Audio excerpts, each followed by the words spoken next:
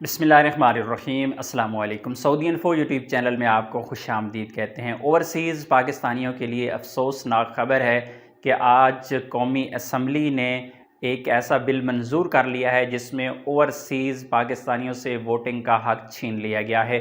साबका हुकूमत ने ओवरसीज़ पाकिस्तानियों को वोटिंग का हक़ दिया था, ऑनलाइन वोटिंग का हक़ दिया गया था, और आज जो एक बिल दिया गया था, बिल पेश किया गया था कौमी असम्बली में, उससे मुतफ़िक़ा तौर पर मंजूर कर लिया गया है कि इलेक्ट्रॉनिक मशीन के ज़रिए और ऑनलाइन वोटिंग नहीं होगी। ये कानून 2017 में इसमें तरमीम की गई थी और ओवरसीज़ पाकिस्तानियों को वोटिंग का जो हक़ दिया गया था उसे ख़त्म कर दिया गया है।